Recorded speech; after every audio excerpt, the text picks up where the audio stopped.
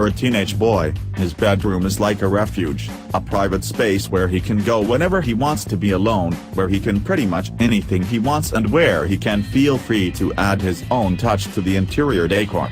Since this space will serve as his bedroom, his office and as a social area where he'll receive his friends and spend time with them, the decor needs to be flexible and multifunctional.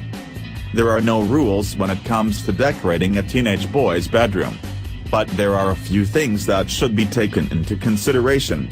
For example, the design and decor should focus on functionality. This means that you should try to find or come up with clever and space-saving storage solutions, that you should try to fit multifunctional pieces of furniture, that you should carefully select the colors for the decor, and that you also take into consideration any personal preferences such as hobbies or favorite elements.